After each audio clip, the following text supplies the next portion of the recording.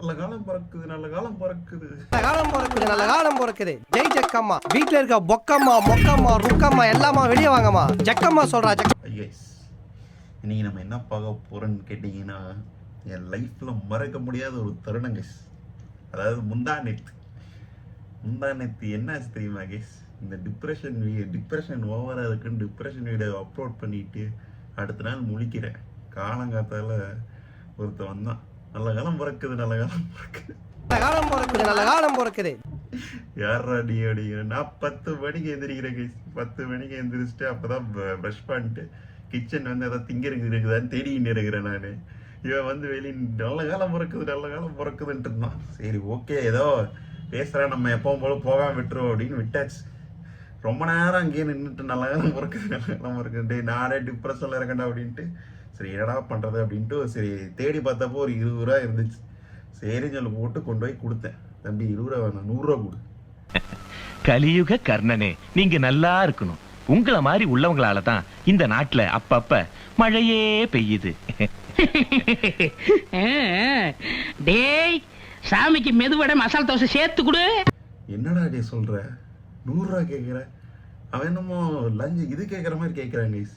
இந்த ஏரியாலலாம் வசூல் பண்ணுவாங்கல்ல அப்பப்ப, இந்த வீட்டு வரி வசூல் வரி அந்த மாதிரி. இவன் ஒரு வரி வச்சிருக்கான் போல. காசு தம்பி இது கொடுத்துரு அப்படிங்கிறான் அவனை.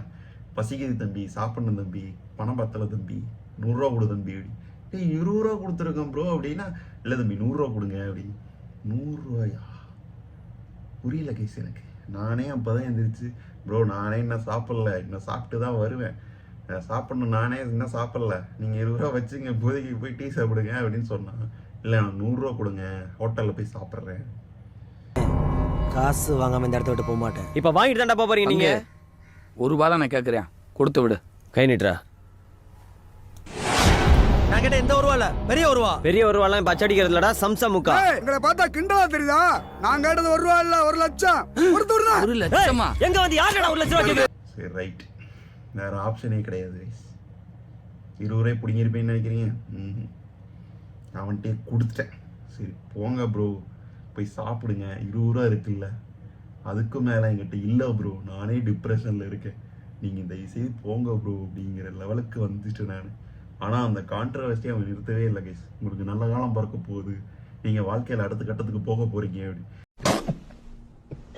டேய் நானே இப்போ தாண்டா வேலையெல்லாம் விட்டுட்டு சும்மா இருக்கண்டா அப்படிங்கிற மாதிரி இருக்குது. ஆனால் கான்ட்ரவர்சி இழுத்துக்கிட்டே இருக்கா கைஸ். நல்ல காலம் பிறக்குது, நல்ல காலம் பிறக்குது. இவங்கிட்ட மாட்டிக்கிட்டு லூசு இல்லைங்கிறத விட பேசாம லூசுன்னு ஒத்துக்கிட்டு உசுரோட ஊரு போய் சேர்றதுதான் நல்லது. ஏய் முடியல கேசனால.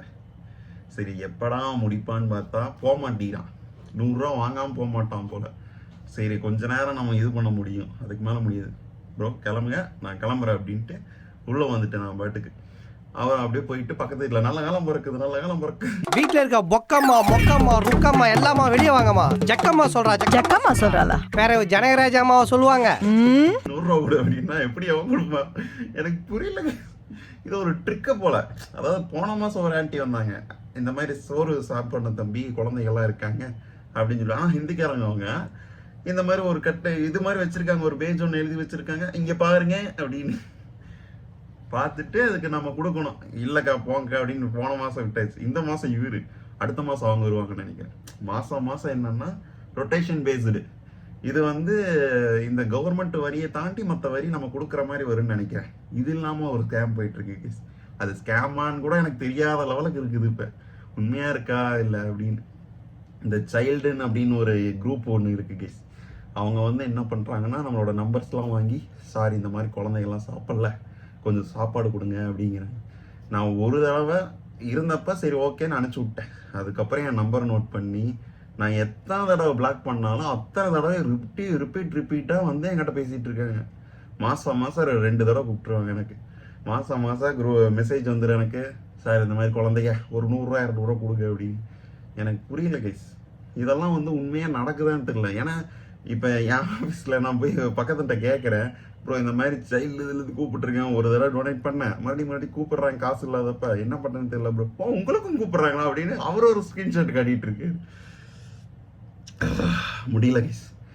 10-15 நம்பர் என்னமோ நான் பிளாக் பண்ணி வச்சிருக்கேன். அந்த ஸ்கிரீன்ஷாட் நான் போடுற சைடில் பாருங்களேன், எத்தனை பேர் இந்த மாதிரி ரிப்பீட் மோட்ல அவங்க கூப்பிட்டு பேசுறாங்க. சப்போஸ் உங்களுக்கு கூப்பிட்டுருந்தாங்கன்னா சொல்லுங்க கைஸ்.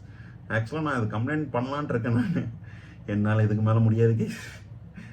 நானே பிச்சை எடுத்துக்கிட்டு இருக்கேன். இப்போதான் டிப்ரெஷன்லேருந்து வெளில வரேன். காலகட்டத்தில் வந்து நல்ல காலம் பிறக்குது, நல்ல காலம் பிறக்குது. என்னடா இது வாழ்க்கை?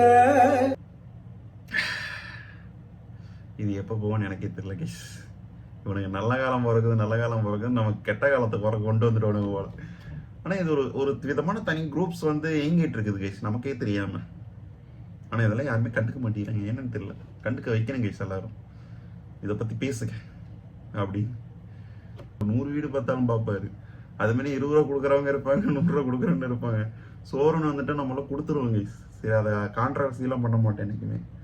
30 வீடு பார்த்தோன்னா 600 ரூபாய் கேஸ் இதுக்கே.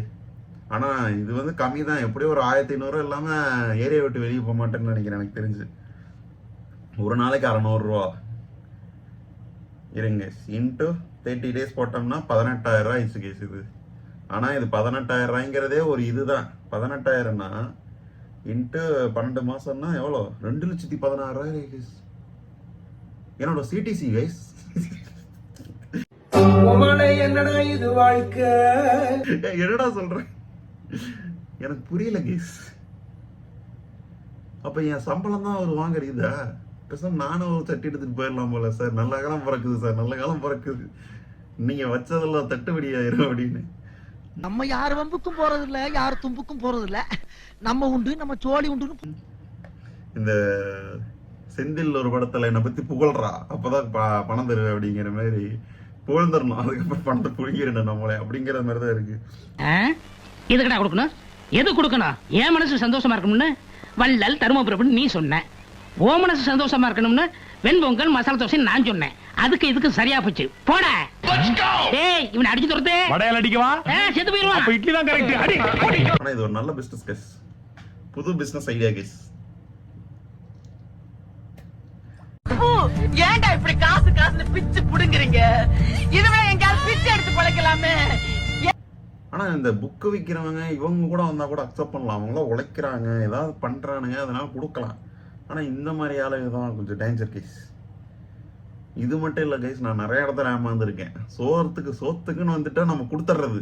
அதுக்கப்புறம் தான் வந்து என்ன ப்ரோ அப்படின்னு கேட்கறது. ஸோ பசிக்குதுன்னு சொல்லிட்டேன்னு வச்சுக்கோங்க, அதுக்கப்புறம் பேச மாட்டோம். நம்ம பசியை வச்சு விளாண்டுருக்கான ஒரு கேங்கு இங்கே. பசியை வச்சு விளாடுறீங்க, உதவுதான்டா அடையே காணா.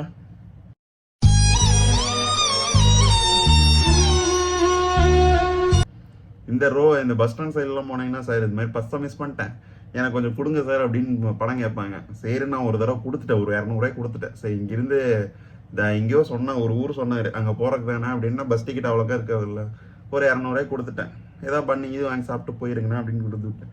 அதே வேலையை நான் இன்னொரு இடத்துல பார்க்குறேன், அப்படியே நிற்கிறாரு, காசு கொடுங்க அப்படின்னு. எங்கிட்டே மறுபடியும் வந்து எங்கிட்டே கேட்குறாரு மறுபடியும். இந்த மாதிரி பஸ்ஸை மிஸ் பண்ணி அன்னைக்கு தான் ஏன் கொடுத்தேன் அப்படின்னா, சார் மறுபடியும் போயிட்டு வந்துட்டேன் சார் அப்படின்னா சொல்லுவானுங்க. அப்படின்னா அவன் மட்டும் போயிட்டா தனியா, அன்னைக்கு தான் ப்ரோ கொடுத்தேன், நீங்க இங்கே இருக்கீங்க மறுபடியும் 200 ரூபா கொடுத்தா என்ன பண்ணீங்க அப்படின்னா, சார் கஷ்டம் மட்டையிட்டே போல. இதெல்லாம் ஒரு நல்ல ஸ்கேம் கைஸ். இந்த மாதிரி டெக்னிக்கா யூஸ் பண்ணுங்க. படத்துல கூட அது 2-3 படம் சீன்ல பார்த்தேன்னு நினைக்கிறேன் கைஸ். இது நல்லா இருக்குல்ல. இது எப்போ மாறப்போகுதுன்னு எனக்கே தெரியல கைஸ். சரி, ஓகே கைஸ், அவ்வளோதான். இன்னைக்கு இந்த சம்பவம் நடந்தது என் மண்டக்குள்ள ஓடிக்கிட்டே இருக்குது கைஸ். நானே டிப்ரெஷன்ல இருக்கேன். காலங்காலத்தில் வந்து நல்ல காலம் பிறக்குது, நல்ல காலம் பிறக்குதுன்னா எனக்கு எப்படி இருக்காது. டிப்ரெஷன் வீடியோ அப்லோட் பண்ணதுலேருந்து எனக்கு